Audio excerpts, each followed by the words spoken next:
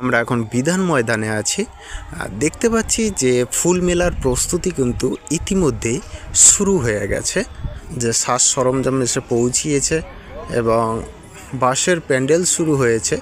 এই যে বাঁশের যে পোর্শনটা, এইটুকুটা এই পাশেরটায় পুরোটাই কিন্তু ফুল থাকে এবং এই যে বড় স্টেজটা দেখতে পাচ্ছেন, এই স্টেজে শেষ পর্যন্ত কিন্তু সাংস্কৃতিক অনুষ্ঠান চলতেই থাকে।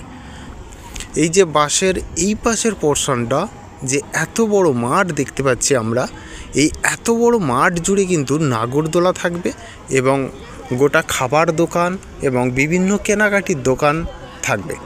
গোটা মাঠ জুড়ে একটা মেলা চলবে, একটা সুন্দর মেলা চলে। আমরা দেখতে পাচ্ছি এই নাগরদোলা সরঞ্জাম এসে কিছু পৌঁছিয়েছে।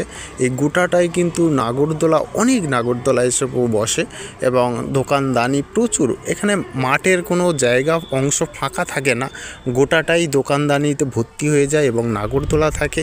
এবং আমরা আবার ঘুরে যাব। দেখুন এই যে পোর্শনটা, বাঁশের যে ওপাশটা, আমাদের ক্যামেরাতে দেখা যাচ্ছে যে একটুখানি জায়গা, কিন্তু বেশ অনেকটাই জায়গা বাঁশের ওপাশের পোর্শনটাও। বাঁশের ওপারের পুরো পোর্শনটাই থাকে ফুল এবং ফলের গাছে ভর্তি থাকে এবং আপনারা অবশ্যই আসবেন, এলে দেখতে পাবেন যে কত সুন্দর দৃশ্য।